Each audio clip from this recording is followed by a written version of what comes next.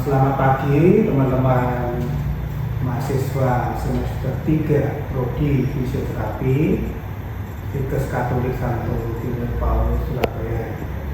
Bagaimana kabarnya? Baik kan? Ya. Jadi pada pagi ini ya teman-teman, kita akan belajar tentang mata kuliah join mobilisasi ya, di mana mata kuliah ini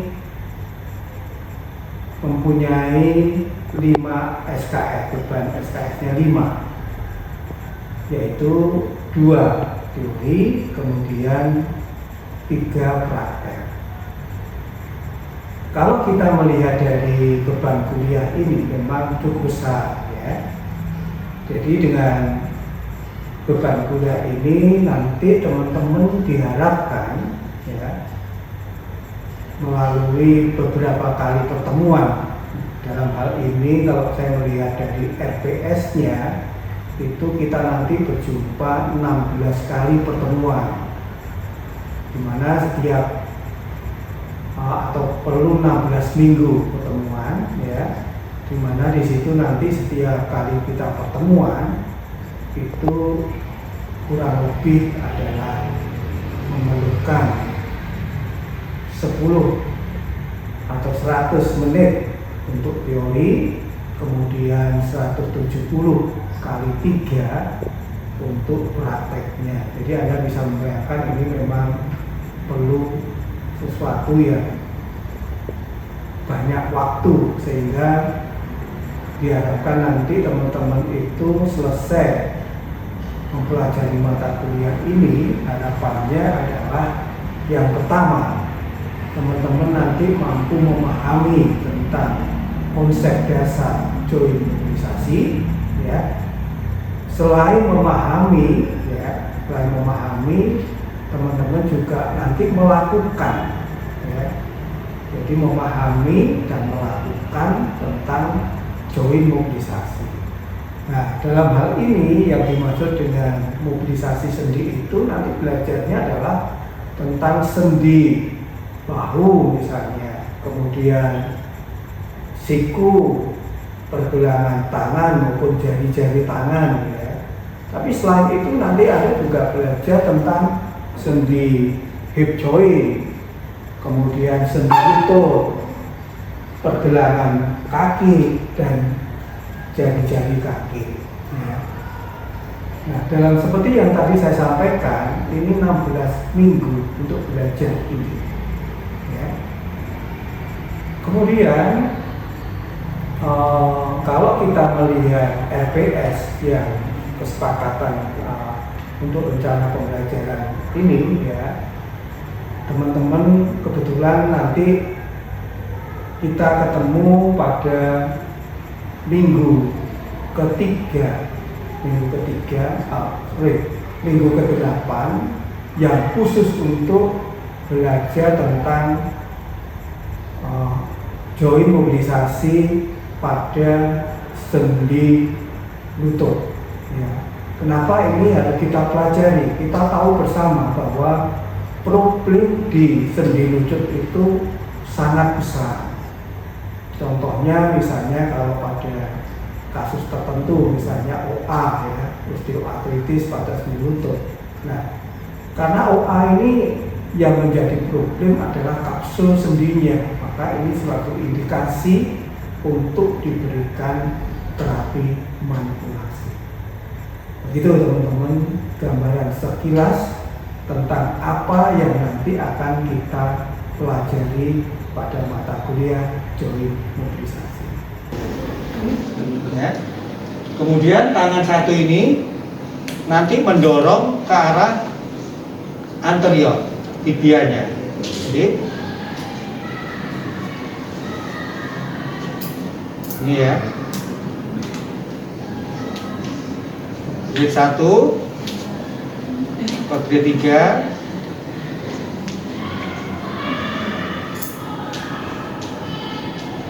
Kembali ke grade 1, dorong lagi ke grade 3, ditahan, kemudian kembali, grade 1 lagi, dorong lagi ke grade 3,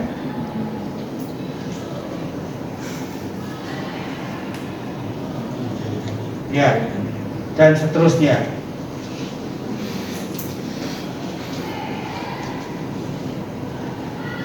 Ya, baik. Dari sini ada komen? Ada komen?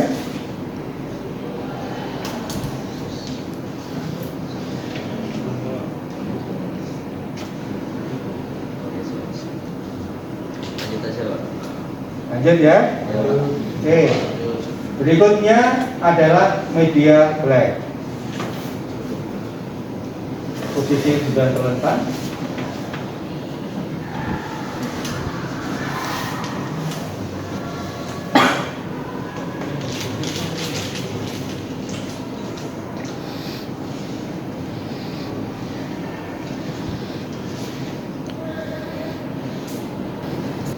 Jadi berikutnya adalah media black. Jadi di sini teman-teman, kalau kita perhatikan di sini, tangan satu kita letakkan pada sepanjang bagian lateral, ya, lateral daripada fibula ya, fibula. Kemudian tangan satunya ini kita letakkan pada bagian sisi medial, ya, daripada tulang paha. Ya. Kemudian nanti menggerakkannya tekan ke arah tubuh kita, ya, ini sepanjang ini ya. Jadi tidak hanya di ujung ini, tapi sepanjang. Makanya diposisikan seperti ini.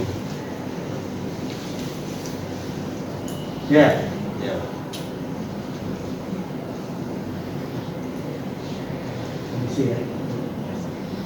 Jadi saya duduk di sini, ya, posisi tetap,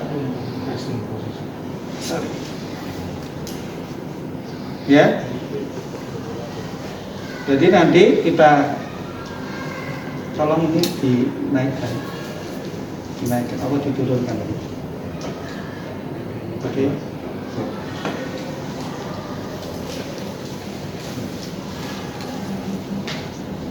Ya, jadi saya posisikan ini memanjang. Tangan satunya letakkan pada sisi medial. Ya. Kemudian nanti tangan ini mendorong ke tubuh kita supaya ada bergeser ke arah medial. Ya, fiksasinya. Ya. Lakukan sampai grade 3, kemudian kembali grade 1 lagi, grade 3 lagi, dan seterusnya, ya. Jadi ini dorongnya saya ngempit kayak ngempit ini ke medial, ya. Ini grade 3 kembali, grade 3 lagi,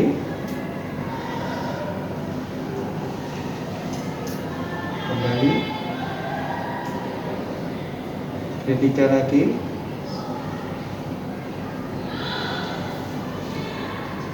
ya, dan seterusnya.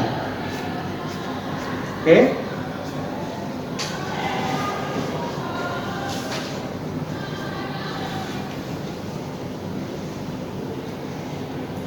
Kemudian berikutnya media lateral. Jadi lateral sama teman-teman, ya. Ini tangan satu letakkan pada sisi lateral, ya. Kemudian tangan ini yang satunya ini memposisikan sepanjang tibia fibulanya, kemudian nanti menggeser ke arah lateral, ya. Kalau tadi saya di sini, sekarang saya ada di luar ini, ya, ya. Jadi ini tangan satunya dari sana.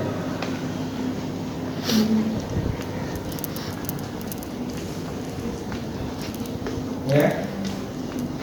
Tangan satunya ini tetap posisi resting, ya, fleksi. Kemudian tangan satunya pada sisi lateral, pinggul lateral. Kemudian tibia kita tarik permukaannya ke arah lateral, ya. Oke. Ini yang dorong ini.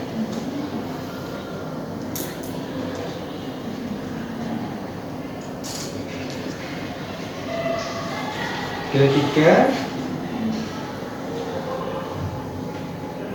kembali ke grade 1, lagi ke grade 3, kembali grade 1, grade 3, kembali ke grade 1 dan seterusnya. Ya.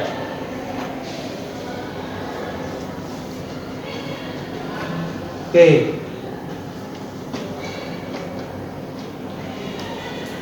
Jadi tadi adalah sendi tibio femoral.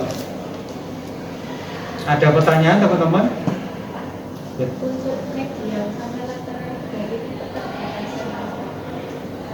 Ya. Jadi gini ya teman-teman, ini ada pertanyaan. Kalau tadi anterior, posterior, glide itu kan bisa memperbaiki fleksi dan ekstensi, ya. Kalau lateral, glide dan medial glide, ya, memang di situ tidak sebutkan cara khusus untuk memperbaiki fleksi atau ekstensi, tetapi diharapkan bahwa dengan pergeseran ke lateral dan medial itu membuat permukaan daripada persendiannya itu menjadi lebih longgar, begitu. Jadi ini kan namanya persendian itu kalau misalnya terjadi pelengketan, ya.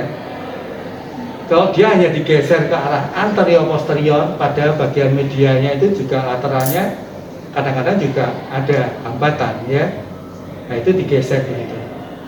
Jadi di sini dikatakan membuat lebih mobile. Jadi tidak ada tujuan ini memperbaiki fleksi ekstensi, tidak, tapi membuat lebih mobile daripada persendian lututnya.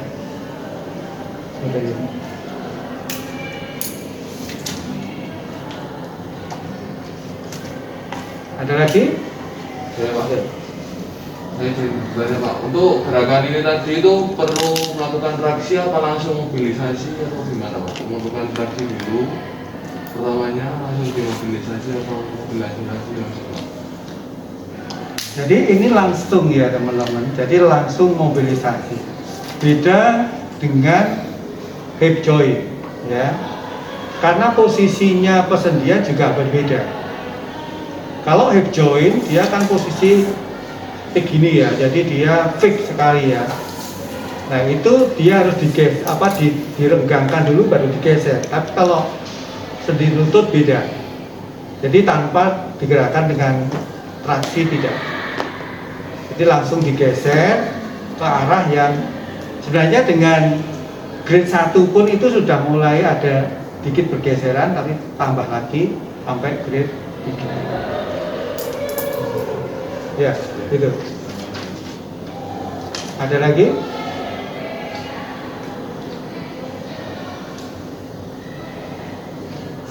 Oke, kalau nggak ada, saya lanjutkan teman-teman. Sendi berikutnya adalah patellofemoral. Anda tahu patellofemoral ini hubungan antara patella, tulang patella dengan femur.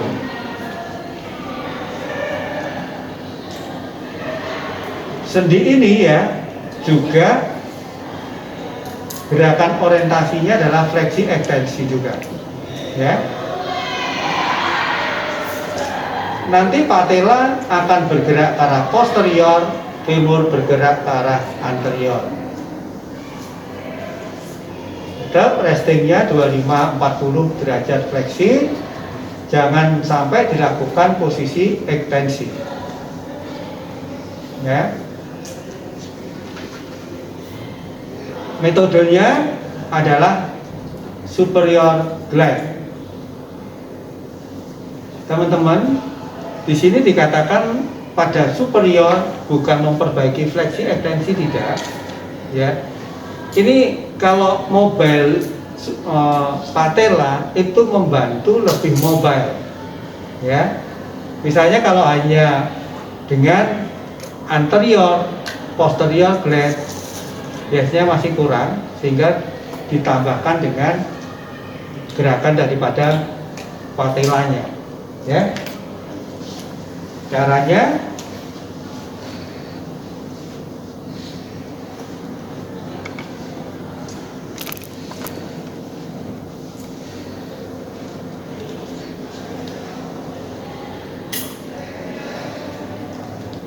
ya, jadi ini dibuat fleksi 25 sampai 40 restingnya. Kemudian teman-teman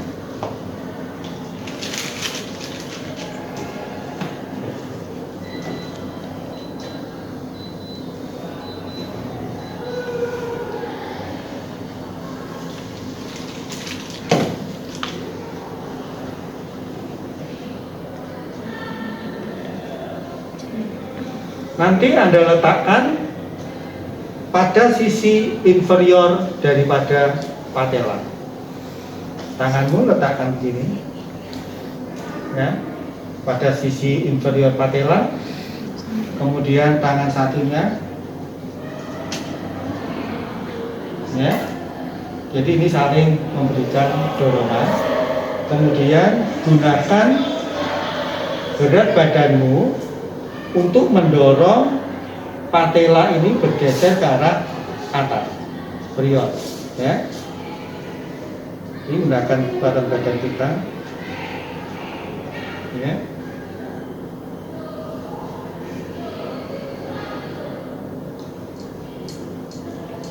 Kembali ke satu, dorong.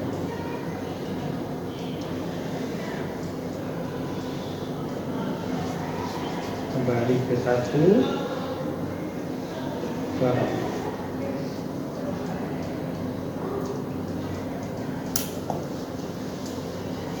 Kembali ke satu, dorong. Ya, dan seterusnya, ya.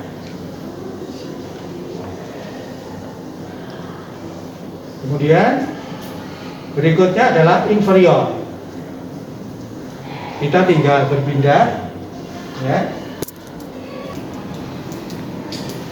atau begini, ya.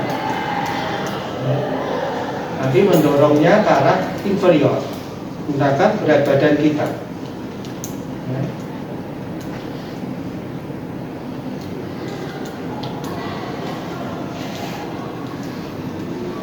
Kembali ketiga lagi,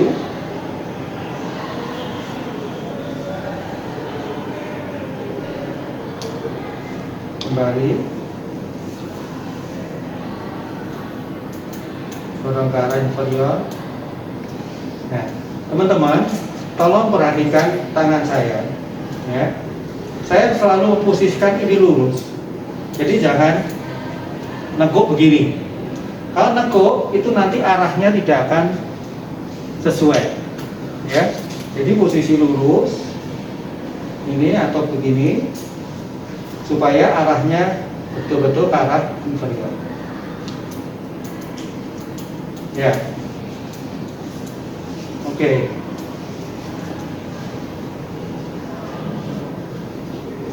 Ada komen?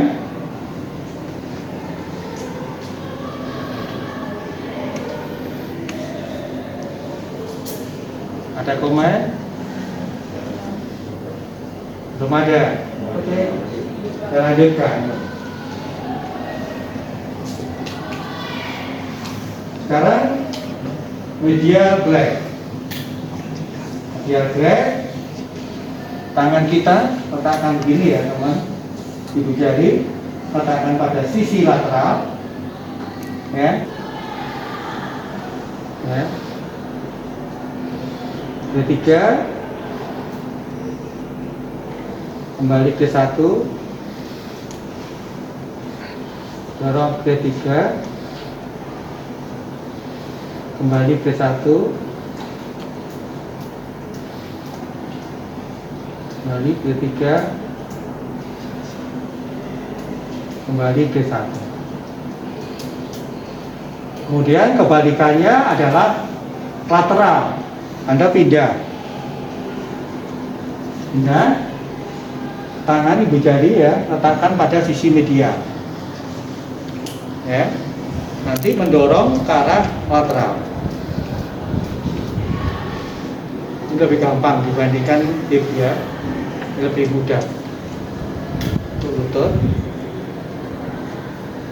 dorong ke arah medial, lateral. Kembali, dorong ke arah lateral sampai ke 3, kembali ke 1, dorong lagi,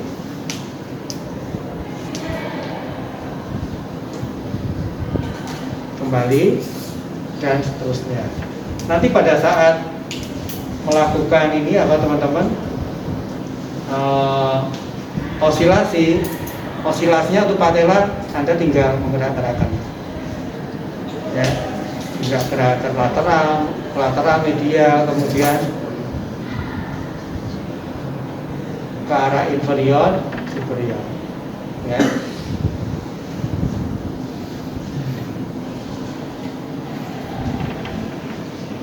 Oke. Cukup teman-teman terkait dengan tema untuk hari ini. Ya, Pak. Ya. Terima kasih Pak. Kalau misal pasien itu pas waktu dikasih gerakan itu tadi, kalau merasa kesakitan atau nyeri, itu perlu dilanjut atau dilakukan dengan secara perlahan atau gimana? Ini kan saya dalam dosis itu kan ditentukan grade 1, grade 2, grade 3 ya. Selalu saya sarankan maksimalkan sampai grade 3 ya. Tapi kalau pasien memang ini namanya nyeri itu kan misalnya barusan ya, jadi akut ya. Kalau akut ya nanti Anda sesuaikan aja. Jadi grade-nya bisa Anda rubah ke grade 2 saja atau grade 1 saja. Tapi yang penting adalah terjadi pergeseran. Ya. Ya, jadi tidak harus sampai ke grade 3, tapi saran saya maksimalnya ya grade 3 supaya pergeserannya itu maksimal. Tapi kalau ada kendala karena pasiennya kadang-kadang si A dan si B itu responnya nyeri itu beda-beda. Ada yang baru dipegang aja sudah merasa nyeri ya. Jadi sesuaikan ya. Ya, baik, terima kasih. Ada lagi?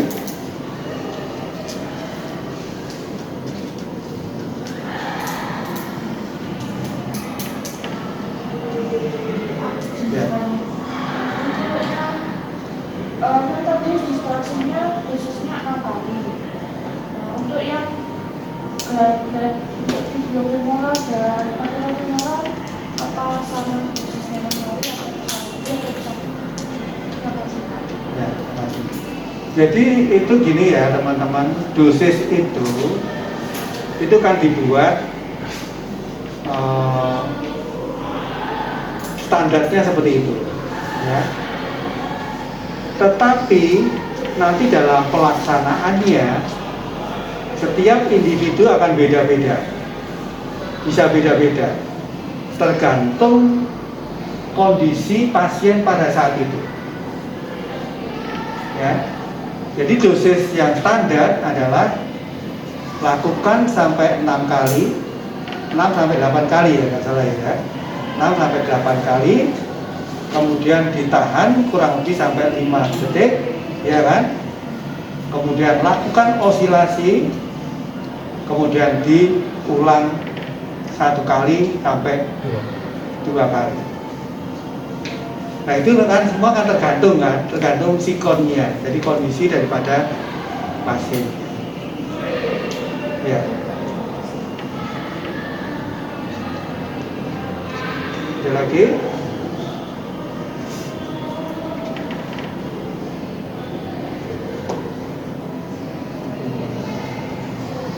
Tresna? Paham deh? Mana dia tuh? Dua enggak masuk Pak. Masuk Pak. Oh, nggak masuk. Iya. Kenapa? Iya. Teman-teman untuk mobilisasi pada berhenti lutut, ya, lebih gampang dibandingkan pada saat kita melakukan withdrawing, ya. Nanti gampang lagi kalau aktivitas tungkai bawah dan bawah lagi biasanya lebih gampang. Tapi yang penting adalah yang tadi arahnya harus benar. Ya, baik teman-teman. Saya kira cukup dulu ya untuk pertemuan pada siang hari ini. Ya.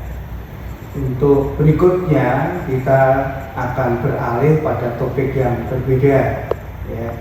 Kalau hari ini kita membahas tentang sendi femur dan tibia, hubungan antara femur dan tibia. Kalau untuk berikutnya yaitu hubungan antara tulang patella dan femur, ya, gitu ya teman-teman. Baik, mudah-mudahan apa yang kita diskusikan atau yang kita pelajari pada hari ini bermanfaat untuk teman-teman semua dan sebagai bekal teman-teman nanti untuk mungkin menangani pasien, khususnya untuk pasien-pasien yang problem pada sendi lutut. Itu ya teman-teman. Oke, selamat siang semuanya.